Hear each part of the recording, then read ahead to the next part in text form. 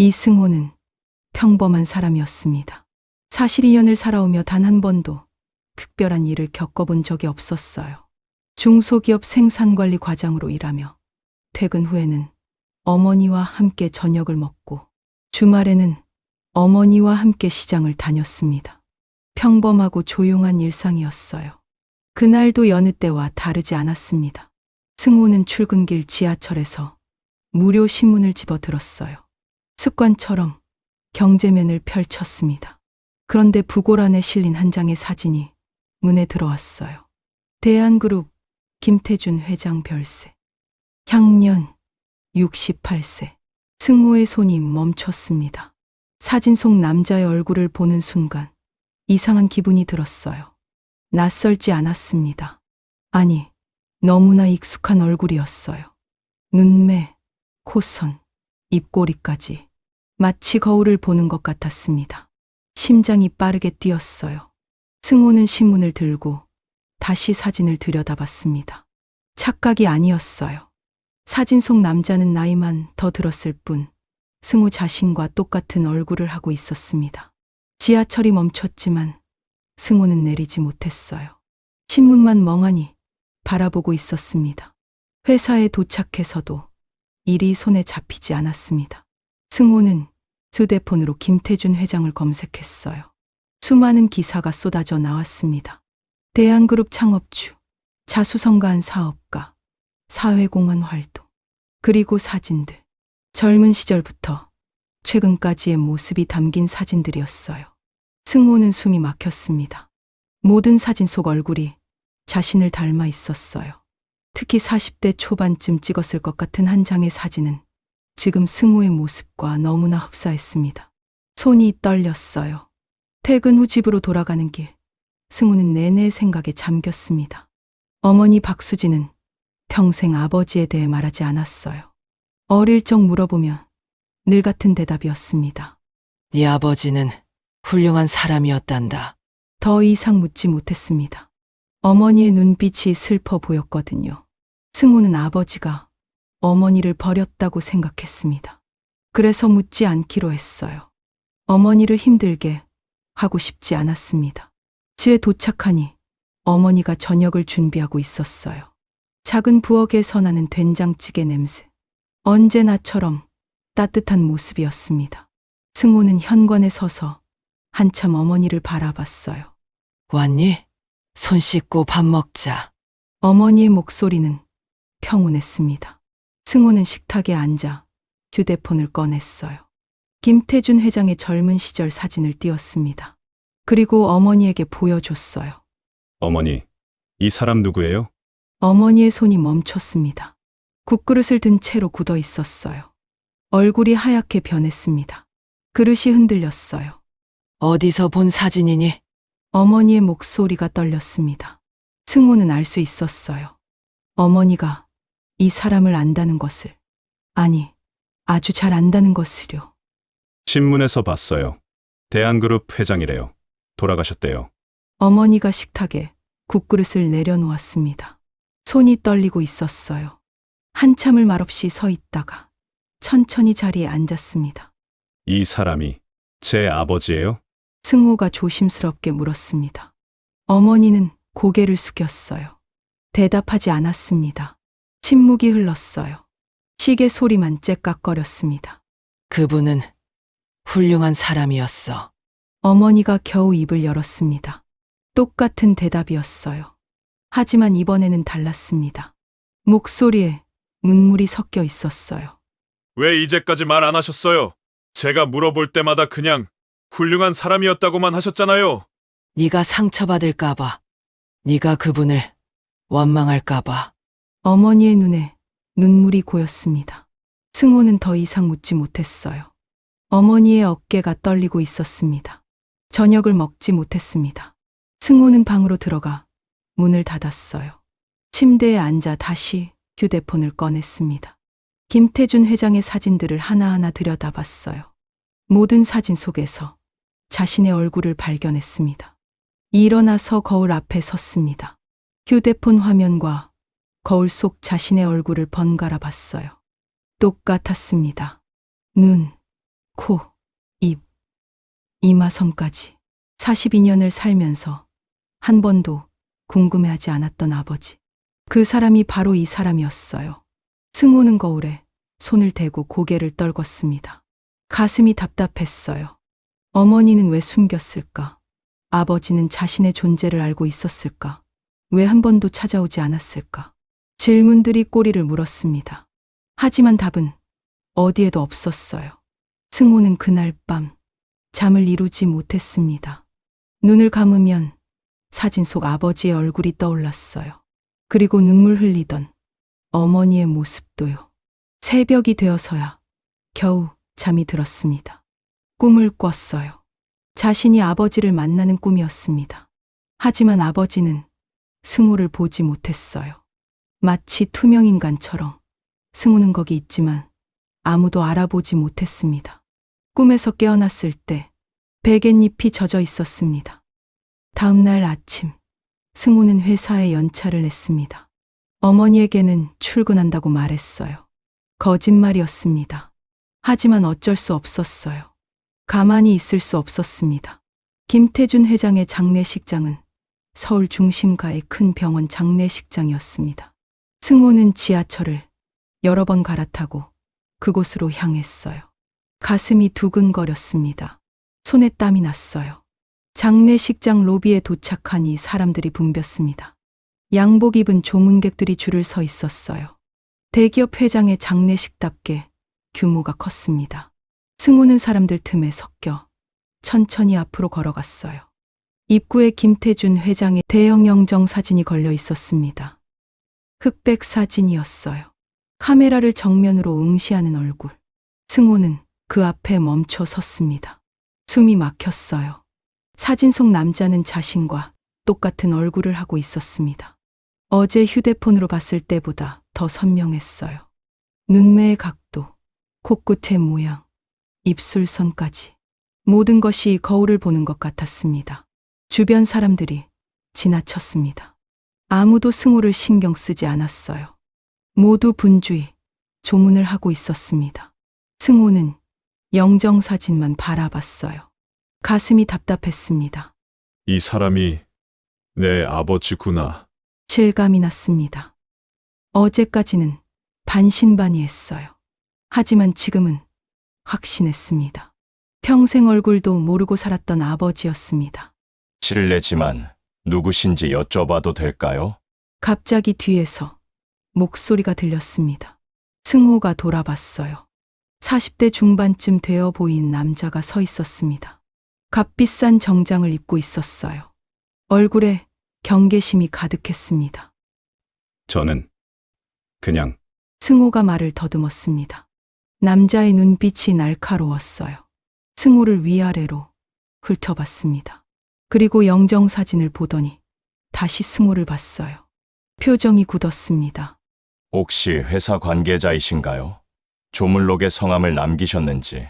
남자의 목소리가 차가워졌습니다. 승호는 뒤로 한 발 물러섰어요. 심장이 빠르게 뛰었습니다. 남자의 얼굴에서 저기가 느껴졌어요.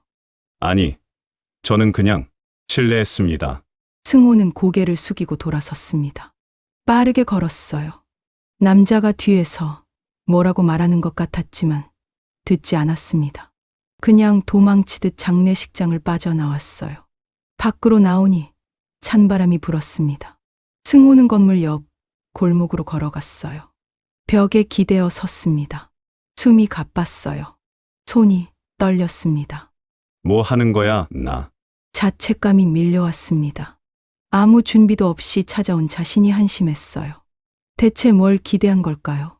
그냥 아버지 얼굴이나 보려고 한 건데 이게 뭔가 잘못된 일인 것 같았습니다.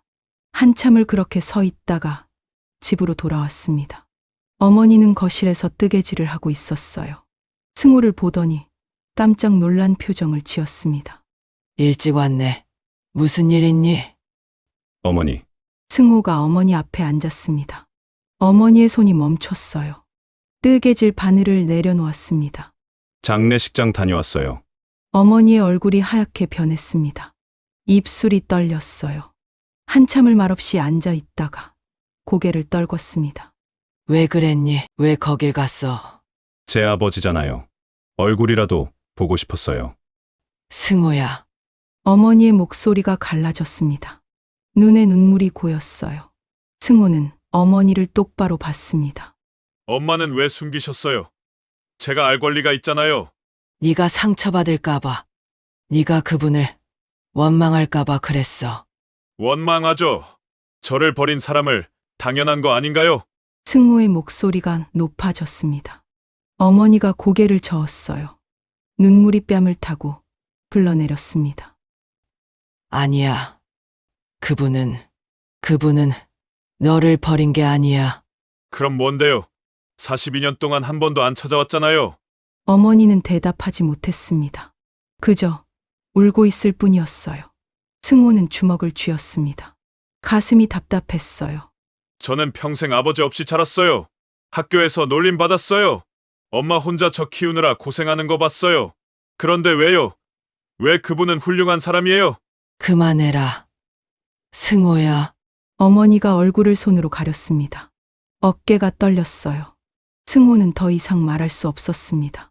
어머니의 우는 모습을 보니 가슴이 무너졌어요. 방으로 들어가 문을 닫았습니다. 침대에 누웠어요. 천장을 바라봤습니다. 오늘 본 영정 사진이 떠올랐어요. 그리고 장례식장에서 만난 남자의 차가운 눈빛도요. 그 남자는 누구였을까요? 아버지의 아들. 그럼 자신의 형제. 승호는 눈을 감았습니다. 머리가 복잡했어요. 모든 게 뒤죽박죽이었습니다. 그날 밤, 승호는 어머니와 나눈 대화가 머릿속을 맴돌았어요. 어머니의 눈물, 떨리는 목소리, 그리고 그분은 너를 버린 게 아니야 라는 말. 도대체 무슨 뜻일까요? 새벽 5시쯤 되었을 때 이상한 소리가 들렸습니다. 쿵 하는 둔탁한 소리였어요. 승호는 벌떡 일어나 방문을 열었습니다. 거실에서 들려온 소리였어요. 어머니가 바닥에 쓰러져 있었습니다. 소파 옆에 몸을 웅크린 채 신음하고 있었어요. 얼굴이 새하얗게 질려 있었습니다. 어머니! 승호가 달려가 어머니를 안았습니다. 어머니의 몸이 차가웠어요. 땀이 흥건했습니다. 가쁜 숨을 몰아쉬며 가슴을 움켜쥐고 있었어요. 숨이 안 쉬어져. 어머니의 목소리가 가늘게 떨렸습니다. 승호는 휴대폰을 꺼내 119에 전화를 걸었어요. 손이 떨려 번호를 잘못 누를 뻔했습니다. 구급차가 도착했습니다. 응급구조사들이 어머니를 들것에 실었어요. 승호는 구급차에 함께 올라탔습니다. 사이렌 소리가 요란했어요. 어머니의 손을 꼭 잡았습니다. 차가운 손이었어요. 병원 응급실에 도착했습니다. 의사들이 어머니를 데리고 안으로 들어갔어요. 승호는 밖에서 기다려야 했습니다. 복도 의자에 앉아 있었어요. 시간이 너무 천천히 갔습니다. 1시간쯤 지났을 때 의사가 나왔습니다. 40대쯤 되어 보이는 여자 의사였어요. 표정이 심각했습니다. 보호자이신가요? 네. 아들입니다. 의사가 차트를 내려다봤습니다. 그리고 천천히 말했어요. 오래된 심장병이 있으셨던 것 같은데 가족력이나 병력에 대해 아시는 게 있으신가요? 승호는 고개를 저었습니다. 어머니가 심장병이 있는 줄 몰랐어요. 한 번도 말한 적이 없었습니다. 이번에 심하게 악화됐습니다. 당장은 안정이 됐지만 의사가 말을 멈췄어요. 승호는 가슴이 철렁했습니다. 솔직히 말씀드리면 많이 남지 않으셨습니다. 길어야 몇 달. 세상이 무너지는 것 같았습니다. 승호는 말을 잃었어요. 의사가 어깨를 가볍게 두드렸습니다. 지금 병실로 옮겼습니다. 들어가 보세요. 병실로 들어갔습니다. 어머니는 침대에 누워 산소호흡기를 하고 있었어요. 얼굴이 창백했습니다. 눈을 감고 있었어요. 승호는 침대 옆 의자에 앉았습니다. 어머니의 손을 잡았어요. 여전히 차가웠습니다. 어머니의 눈이 천천히 떠졌어요. 승호야, 네, 어머니. 저 여기 있어요. 어머니가 미소를 지으려 했습니다. 하지만 힘들어 보였어요. 승호의 손을 약하게 쥐었습니다. 미안해. 엄마가 내게 짐이 됐구나. 무슨 소리예요? 엄마는 짐이 아니에요. 어머니의 눈에 눈물이 고였습니다. 한참을 말없이 있다가 조용히 말했어요. 승호야, 엄마 방에 낡은 나무 상자가 있어. 옷장 제일 위에. 상자요? 거기 편지들이 있단다. 네 아버지가 엄마한테 보낸 편지들. 승호의 심장이 빠르게 뛰었습니다. 어머니가 계속 말했어요. 읽어봐. 그럼 알게 될 거야. 그분이 얼마나 좋은 사람이었는지. 어머니가 눈을 감았습니다. 숨이 가빠 보였어요. 더 이상 말하기 힘든 것 같았습니다. 승호는 어머니의 손을 꼭 잡았어요. 병원에서 하루를 보냈습니다. 어머니는 대부분 잠들어 있었어요. 저녁이 되어 간호사가 괜찮으니 집에 가서 쉬라고 했습니다. 승호는 집으로 돌아왔어요. 어머니 방문을 열었습니다. 오랜만이었어요. 어머니는 평소 자기 방에 들어오는 걸 좋아하지 않았습니다. 작고 정돈된 방이었어요. 옷장을 열었습니다. 제일 위를 올려다봤어요. 먼지 쌓인 나무 상자가 하나 있었습니다. 손을 뻗어 꺼냈어요. 무거웠습니다. 거실로 나와 식탁에 상자를 올려놓았습니다. 천천히 뚜껑을 열었어요. 안에 편지 봉투들이 가득 들어 있었습니다. 노랗게 바랜 봉투들이었어요. 수십 통이 있었습니다. 승호는 떨리는 손으로 맨 위에 편지를 꺼냈습니다. 봉투에 적힌 글씨를 봤어요. 수진에게.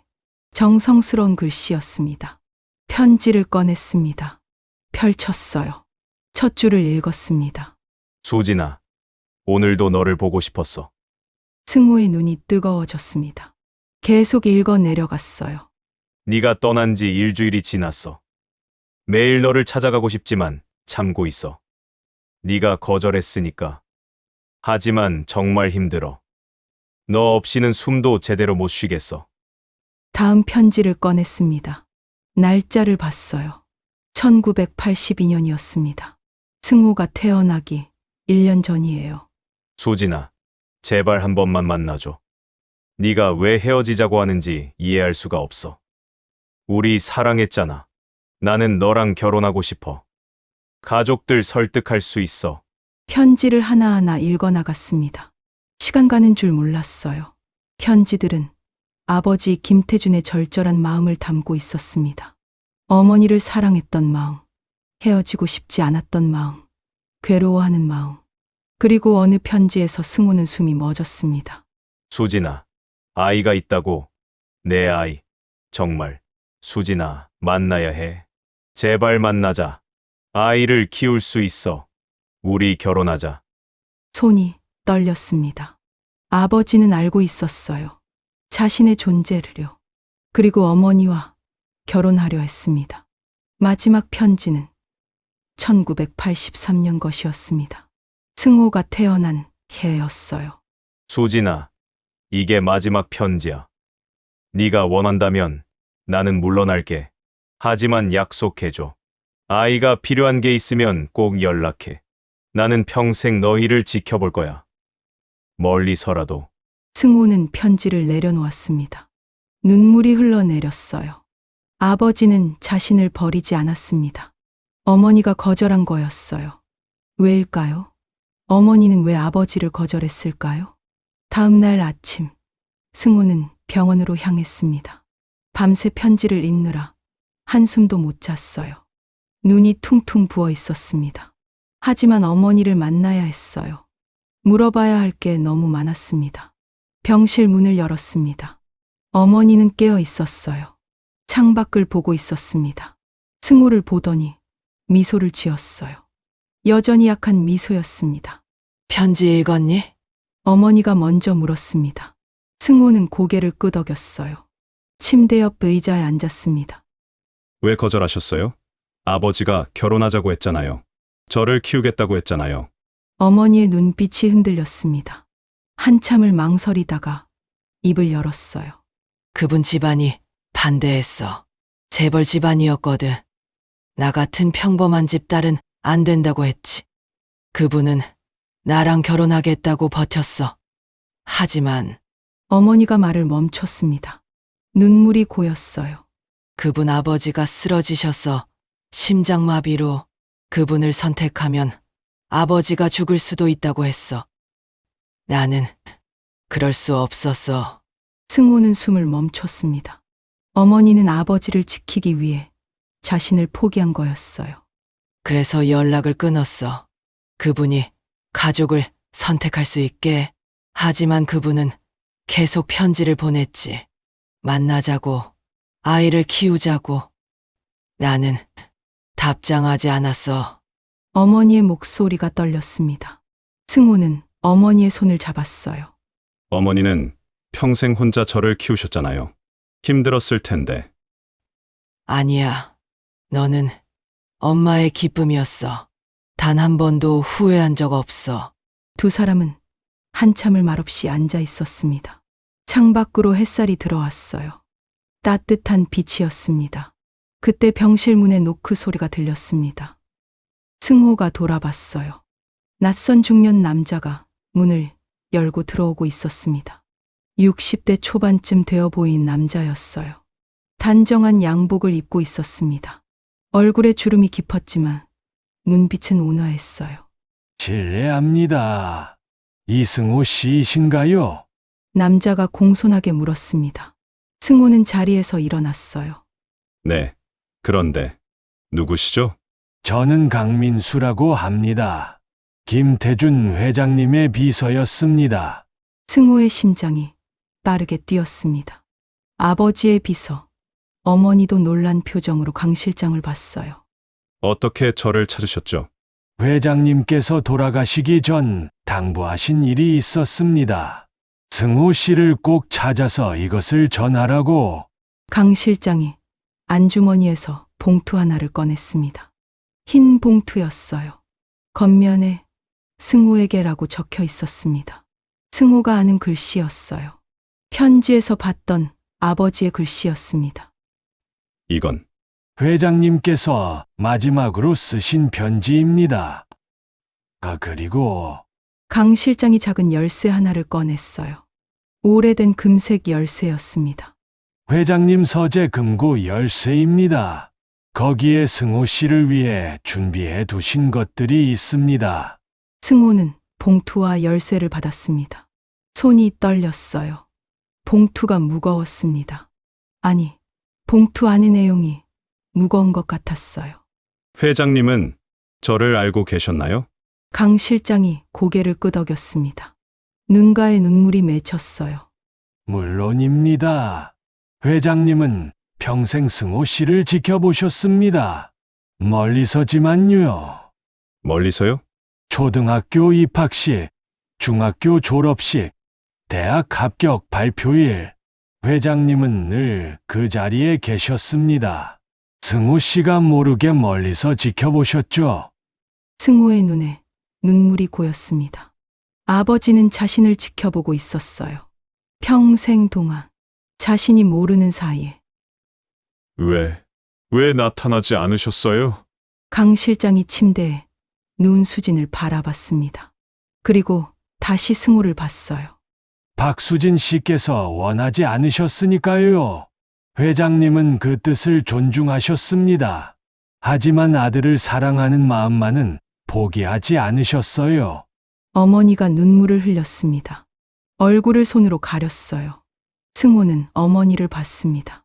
그리고 손에 든 봉투를 내려다봤어요. 편지는 지금 읽어도 될까요? 물론입니다. 저는 이만 물러가겠습니다. 강 실장이 고개를 숙여 인사했습니다. 문을 향해 걸어가다가 멈춰 섰어요. 뒤돌아봤습니다. 승호 씨의 회장님은 당신을 정말 자랑스러워 하셨습니다. 제가 30년 넘게 모신 분이지만 당신 이야기를 하실 때가 가장 행복해 보이셨어요. 강 실장이 나갔습니다. 병실이 조용해졌어요. 승호는 봉투를 들고 서 있었습니다. 어머니가 조용히 말했어요. 읽어봐라. 승호야. 승호는 천천히 봉투를 뜯었습니다. 안에서 편지지 2장이 나왔어요. 펼쳤습니다. 손이 떨렸어요. 승호에게 이 편지를 읽고 있다면 나는 이미 세상에 없을 것이다. 첫 문장을 읽는 순간 눈물이 터졌습니다. 승호는 계속 읽어 내려갔어요. 평생 너를 지켜보며 살았다. 내가 처음 자전거를 탄 날, 대학에 합격한 날, 첫 직장에 출근하던 날, 모두 기억한다. 멀리서 너를 보며 미소 지었다. 하지만 다가갈 수 없었다. 내 어머니의 선택을 존중해야 했으니까. 승호는 편지를 읽으며 울었습니다. 아버지의 마음이 글 속에 고스란히 담겨 있었어요. 미안하다. 승호야. 좋은 아버지가 되지 못해서. 하지만 단 한 번도 너를 사랑하지 않은 적이 없다. 너는 내 자랑이었다. 정직하게 살아가는 내 모습이, 어머니를 지극정성으로 모시는 내 모습이 나보다 훨씬 훌륭한 사람이 되었구나. 마지막 문장이었습니다. 사랑한다. 내 아들아. 부디 행복하게 살아라. 승호는 편지를 가슴에 안았습니다. 한참을 울었어요. 어머니도 함께 울고 있었습니다. 42년 만에 아버지를 만났습니다. 다음 날 강 실장에게서 연락이 왔습니다. 회장님 서재로 와달라는 내용이었어요. 승호는 어머니에게 다녀오겠다고 말하고 병원을 나섰습니다. 강남의 큰 저택이었습니다. 승호는 대문 앞에서 한참을 서 있었어요. 이곳이 아버지가 살던 집이구나. 평생 자신이 들어올 수 없었던 곳. 심호흡을 하고 초인종을 눌렀습니다. 강 실장이 문을 열어줬습니다. 집 안으로 안내했어요. 넓은 거실, 높은 천장, 값비싼 가구들. 승호가 살던 작은 아파트와는 너무나 달랐습니다. 이쪽입니다. 강 실장이 2층으로 올라갔습니다. 복도 끝에 방 앞에서 멈췄어요. 문을 열었습니다. 회장님의 개인 서재입니다. 아무도 들어올 수 없었던 곳이죠. 서재는 조용했습니다. 책들이 빼곡히 꽂혀 있었어요. 큰 책상이 창가에 놓여 있었습니다.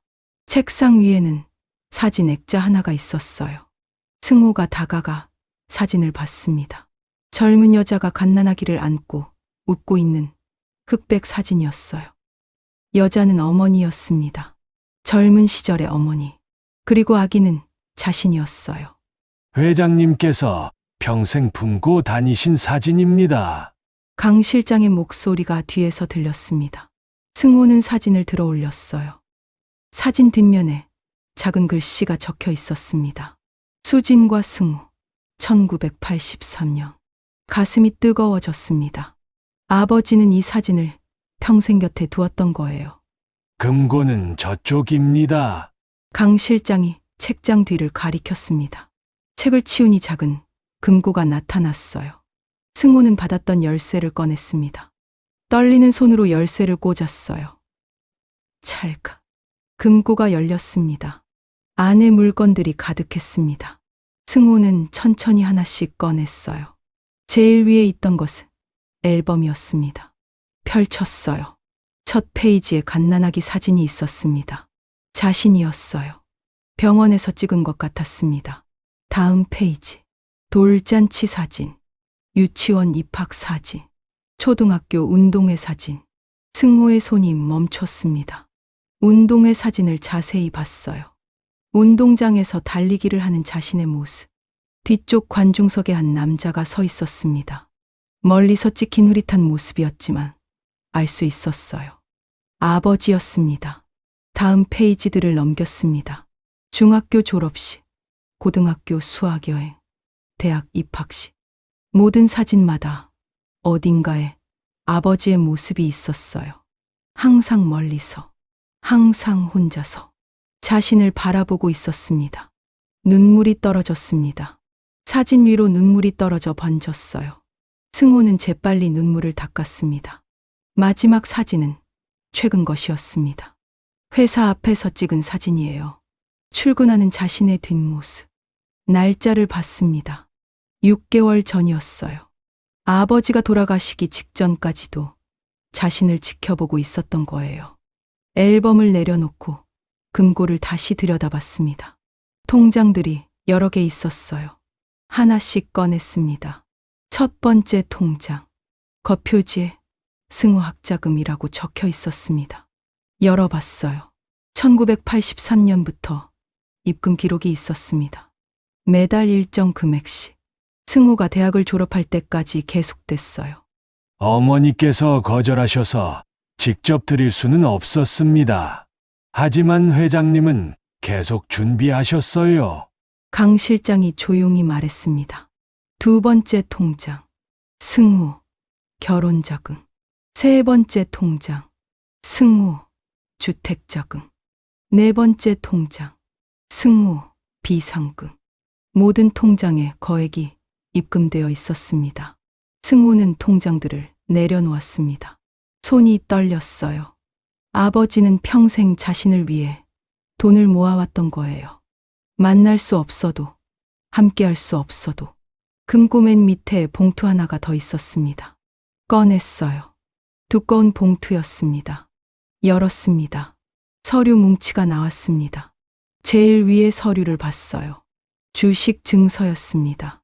대한그룹 지분 30%. 이름란에 이승호라고 적혀 있었습니다.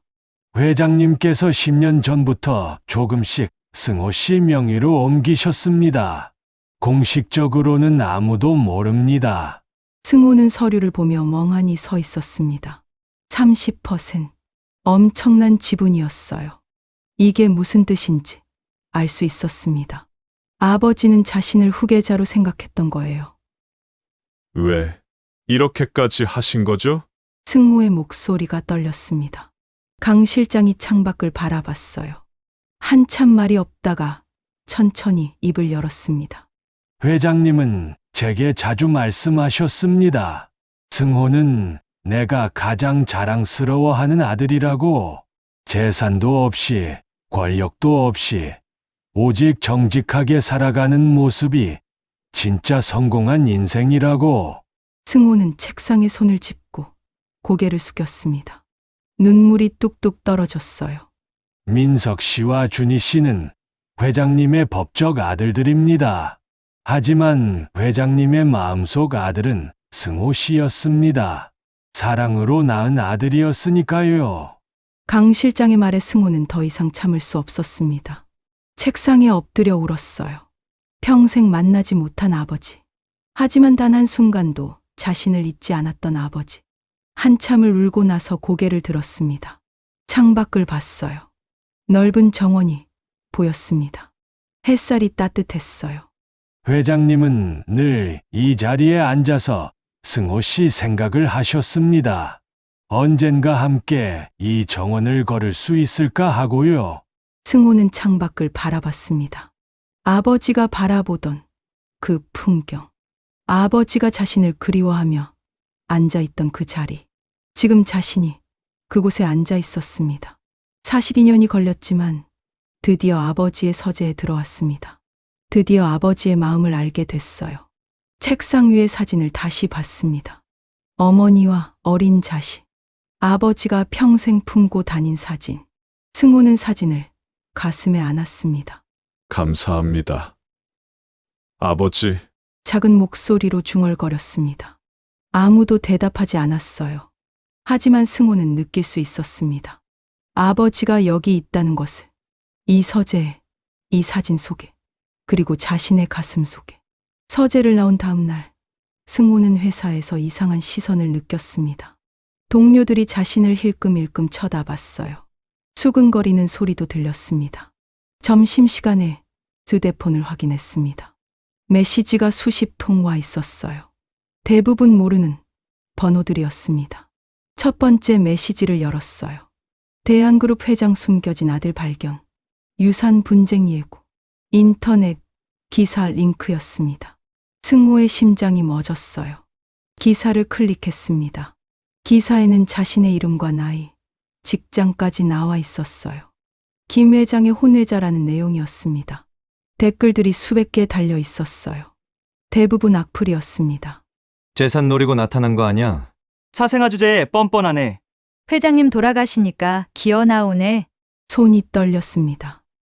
누가 이런 기사를 낸 걸까요? 승호는 아무에게도 말하지 않았어요. 강 실장 뿐이었는데 휴대폰이 울렸습니다. 모르는 번호였어요. 받았습니다. 이승호 씨, 김민석입니다. 장례식장에서 봤던 그 남자의 목소리였습니다. 차가운 목소리였어요. 오늘 오후 3시 대한그룹 본사로 오십시오. 이야기할 게 있습니다. 전화가 끊겼습니다. 명령조였어요. 승호는 휴대폰을 쥐고 한참을 서 있었습니다. 오후 3시 강남의 대한그룹 본사에 도착했습니다. 60층 건물이었어요. 승호는 고개를 들어 건물을 올려다봤습니다. 아버지가 세운 회사. 이곳에서도 자신은 언제나 남이었어요. 로비에서 안내를 받아 최상층으로 올라갔습니다. 회장실이었어요. 넓은 회의실로 안내받았습니다. 김민석이 테이블 상석에 앉아 있었습니다. 옆에는 40대 초반의 남자가 있었어요. 김준이었습니다. 둘째 아들. 그리고 양쪽에 변호사로 보이는 사람들이 앉아 있었어요. 앉으시죠. 민석이 냉소적으로 말했습니다. 승호는 그들 맞은편에 앉았어요. 혼자였습니다. 신문 봤습니다. 당신이 기사 낸 거죠? 승호가 물었습니다. 민석이 비웃듯 웃었어요. 당신이 조용히 있지 않으니까 어쩔 수 없었죠. 아버지 서재에 멋대로 들어가고 금고까지 열어보고. 강 실장님이 허락하셨습니다. 강 실장, 그 사람 이미 해고했어요. 아버지 유언이고 뭐고 더 이상 효력 없습니다. 승호의 주먹이 쥐어졌습니다. 강 실장을 해고했다고 30년을 함께한 사람을. 본론으로 들어갑시다. 당신이 가진 주식 증서 말이에요. 민석이 서류를 앞으로 밀었습니다. 계약서 같은 문서였어요. 그 주식들 우리한테 넘기십시오. 적정한 가격으로 사드리겠습니다. 거절합니다. 승호의 대답은 단호했습니다. 민석의 눈빛이 차갑게 변했어요. 거절. 감히 당신이 사생아 주제에. 저는 아버지의 아들입니다. 사생아든 적자든 아들인 건 똑같습니다. 웃기는 소리 하지 마세요. 평생 아버지 얼굴도 못 보고 살았으면서 돌아가시니까 재산 노리고 나타난 거 아니에요? 민석의 목소리가 높아졌습니다. 준이가 형의 팔을 잡았어요. 하지만 민석은 뿌리쳤습니다. 당신 같은 사람 때문에 우리 어머니가 평생 고통받았어요. 알아요? 아버지가 당신 어머니를 잊지 못해서 얼마나 힘들어 하셨는지. 승호는 대답하지 않았습니다. 민석이 일어섰어요. 테이블을 치며 소리쳤습니다. 당신은 아무 자격도 없어요. 아버지 장례식에도 못 온 주제에. 그 순간 승호도 일어났습니다. 민석을 똑바로 봤어요. 저도 가고 싶었습니다. 하지만 갈 수 없었어요. 당신들이 날 아들로 인정하지 않을 거라는 걸 알았으니까. 당연하죠. 인정할 수 없어요. 회의실이 조용해졌습니다. 두 사람이 서로를 노려봤어요. 준이가 일어나 중간에 섰습니다. 그만하십시오, 형님. 민석이 준이를 밀쳤습니다. 승호를 가리키며 말했어요. 내일까지 답 주십시오. 주식 넘기고 조용히 사라지든지 아니면 법정에서 봅시다. 승호가 회의실을 나섰습니다. 복도를 걷는데 다리가 후들거렸어요. 엘리베이터에 올라탔습니다. 문이 닫히자 벽에 기댔어요. 휴대폰이 울렸습니다. 병원에서였어요. 급하게 받았습니다. 보호자님, 환자분 상태가 급격히 악화됐습니다. 지금 응급수술이 필요합니다. 수술이요? 심장, 판막 수술입니다. 하지만 비용이 의사가 말을 멈췄습니다. 승호는 알았어요. 돈 이야기였습니다. 얼마나 필요합니까? 5천만 원 정도입니다. 선입금으로 2천만 원 먼저 입금하셔야 수술 일정을 잡을 수 있습니다. 승호는 전화를 끊었습니다. 손에 땀이 났어요. 2천만 원. 자신의 통장에는 200만 원도 없었습니다. 아버지가 남긴 통장들이 떠올랐습니다. 하지만 그건 사용할 수 없었어요. 아직 명의 이전도 안 됐고 법적 절차가 필요했습니다. 집으로 돌아왔습니다. 방에 앉아 머리를 감싸 쥐었어요. 어머니는 수술이 필요하고 돈은 없고 형제들은 적대적이고 휴대폰이 다시 울렸습니다. 민석이었어요. 생각해봤는데 제안이 하나 있습니다. 무슨 제안이죠? 어머니 수술비 필요하시죠? 제가 대신 내드리겠습니다. 승호의 심장이 뛰었습니다. 민석이 계속 말했어요. 대신 내일 회사 앞에서 기자회견 하십시오. 당신이 아버지 아들이라는 주장을 철회한다고. 그리고 무릎 꿇고 사과하십시오. 뭐라고요? 당신이 거짓으로 아들이라 주장했다고 사과하는 겁니다. 그럼 수술비 5천만 원 전액 드리죠. 승호는 휴대폰을 쥔 손이 떨렸습니다. 모욕이었어요. 하지만 어머니를 살려야 했습니다. 생각할 시간 드리죠. 내일 아침 10시까지 답 주십시오. 전화가 끊겼습니다. 승호는 휴대폰을 내려놓고 천장을 봤어요. 눈물이 흘러내렸습니다. 어떻게 해야 할까요? 어머니를 살릴 수 있다면 무릎을 꿇을 수 있을까요? 다음 날 아침 10시, 승호는 대한그룹 본사 앞에 서 있었습니다. 기자들이 모여 있었어요. 카메라가 여러 대 설치되어 있었습니다. 민석이 준비한 기자회견장이었어요. 승호는 건물을 바라봤습니다. 저 안으로 들어가면 무릎을 꿇어야 했어요. 아버지가 아니라고 말해야 했습니다. 평생의 진실을 부정해야 했어요. 하지만 어머니를 살릴 수 있었습니다. 그것만으로 충분했어요. 심호흡을 하고 건물로 들어갔습니다. 1층 로비에 단상이 마련되어 있었어요. 민석이 서 있었습니다. 냉소적인 미소를 짓고 있었어요. 오셨군요. 현명한 선택입니다. 민석이 말했습니다. 승호는 대답하지 않았어요. 단상으로 올라갔습니다. 기자들 앞에 섰어요. 플래시가 터졌습니다. 카메라들이 자신을 향하고 있었어요. 마이크가 앞에 놓여 있었습니다. 민석이 옆에 섰습니다. 작은 목소리로 속삭였어요. 각본대로만 하십시오. 그럼 수술비는 오늘 저녁에 입금되겠죠. 승호는 마이크를 잡았습니다. 손이 떨렸어요. 입을 열려는데 목소리가 나오지 않았습니다. 기자들이 기다렸어요. 조용해졌습니다. 승호는 눈을 감았어요. 어머니의 얼굴이 떠올랐습니다. 무릎을 꿇으려는 순간이었습니다. 잠깐! 뒤에서 목소리가 들렸습니다. 모두가 돌아봤어요. 김준희가 로비로 뛰어들어왔습니다. 숨을 헐떡이고 있었어요. 이 기자회견 중단합니다. 준희가 소리쳤습니다. 민석의 얼굴이 굳었어요. 준이, 뭐 하는 거야? 형님, 이건 잘못됐어요.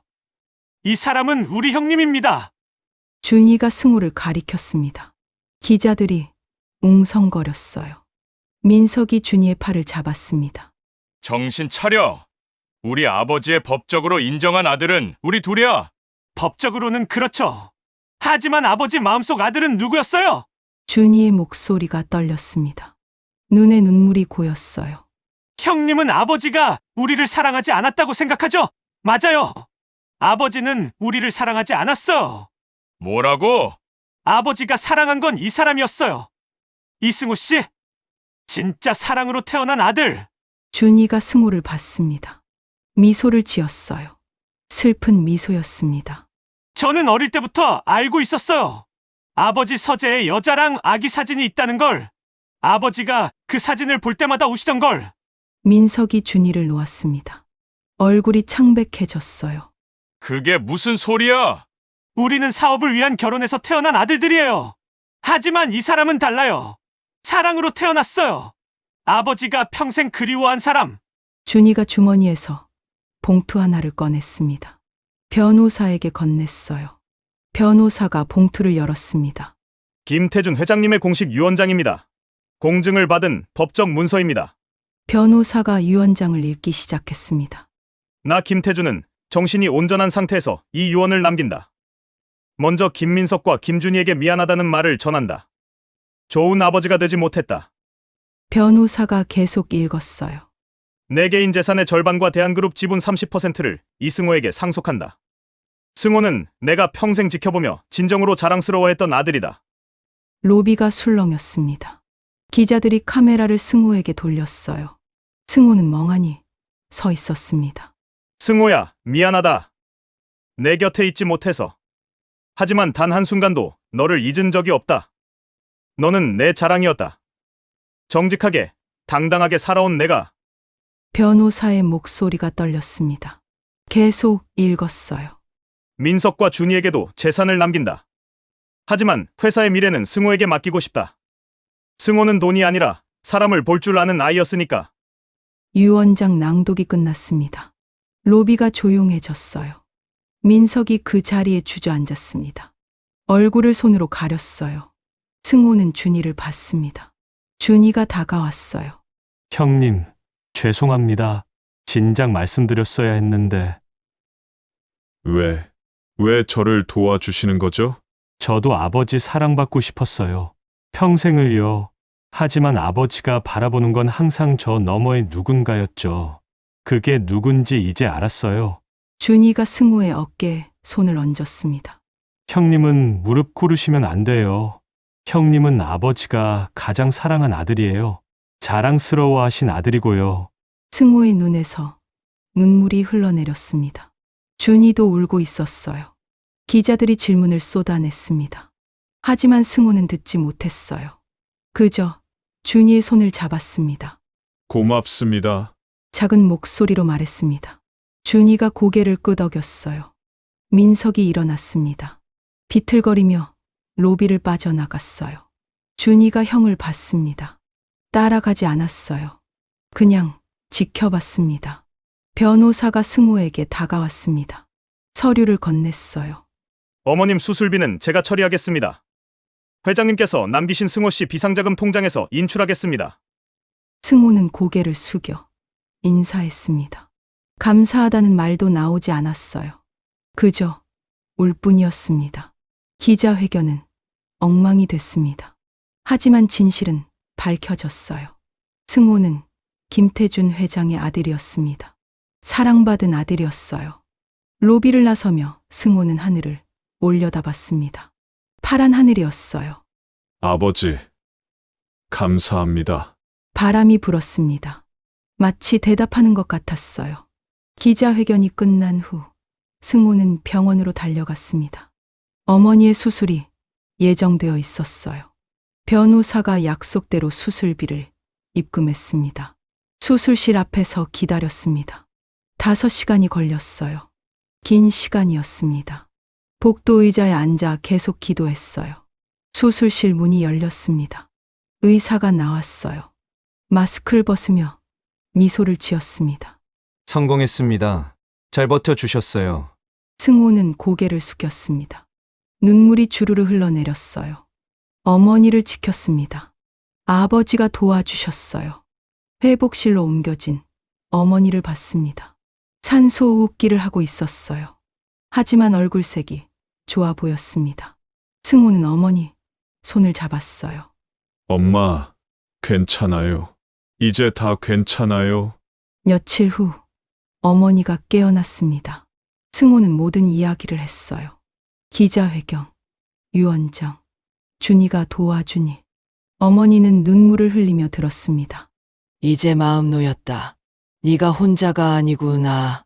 일주일 후 승우는 아버지 묘를 찾아갔습니다. 마지막으로 인사하고 싶었어요. 노을이 지는 시간이었습니다. 묘비 앞에 무릎을 꿇었습니다. 국화 한 다발을 놓았어요. 묘비를 쓰다듬었습니다. 차가운 돌이었어요. 아버지, 이제야 인사드립니다. 아들, 승우예요. 목소리가 떨렸습니다. 평생 아버지를 원망했어요. 왜 저를 버렸는지, 왜 어머니를 혼자 두셨는지. 하지만 이제 알았어요. 아버지는 단 한 번도 저를 버린 적이 없었어요. 눈물이 떨어졌습니다. 묘비 위로 떨어져 젖었어요. 멀리서 지켜봐 주셔서 감사합니다. 사랑해 주셔서 감사합니다. 자랑스럽다고 말씀해 주셔서 정말 감사합니다. 노을빛이 무덤을 비췄습니다. 붉은 빛이 따뜻했어요. 승호는 한참을 그렇게 앉아 있었습니다. 일어서서 마지막으로 묘비를 봤습니다. 이제 아버지를 알았어요. 이제 아버지의 사랑을 받았습니다. 그것으로 충분했어요. 한 달 후 어머니가 퇴원했습니다. 건강이 많이 회복됐어요. 승호는 어머니를 새 아파트로 모셨습니다. 넓고 밝은 곳이었어요. 너무 좋은 곳이야. 엄마한테는 과분해. 어머니가 말했습니다. 승호가 웃었어요. 평생 혼자 힘들게 살았던 어머니. 이제는 편안하게 살 수 있었습니다. 1년이 흘렀습니다. 승호는 거울 앞에 섰습니다. 정장을 입고 넥타이를 맸어요. 새 정장이었습니다. 오늘은 특별한 날이었어요. 대한그룹 본사 앞에 차가 섰습니다. 승호가 내렸어요. 건물을 올려다봤습니다. 1년 전 굴욕을 당할 뻔했던 곳. 이제는 자신의 회사였어요. 로비로 들어갔습니다. 직원들이 인사했어요. 안녕하세요, 이사님. 승호는 고개를 끄덕이며 답했습니다. 엘리베이터를 타고 임원실층으로 올라갔어요. 복도를 걸었습니다. 끝에 자신의 이름이 적힌 방이 있었어요. 이승호 이사. 문을 열고 들어갔습니다. 넓은 사무실이었습니다. 큰 책상과 편안한 의자가 있었어요. 창밖으로 서울 전경이 보였습니다. 책상에 앉았습니다. 서랍을 열어 사진 3장을 꺼냈어요. 하나는 젊은 시절 아버지와 어머니가 함께 찍은 사진. 또 하나는 어머니가 아기 승호를 안고 있는 사진. 마지막은 최근 찍은 어머니와 승호의 사진이었습니다. 새 사진을 책상 위에 나란히 세워놓았습니다. 과거와 현재가 함께 있었어요. 아버지, 어머니, 그리고 자신. 비록 함께 찍은 사진은 없지만 이렇게 모아두니 가족 같았습니다. 노크 소리가 들렸습니다. 문이 열렸어요. 김준희가 들어왔습니다. 환하게 웃고 있었어요. 형님, 첫 출근 축하드립니다. 고맙습니다. 준희 씨.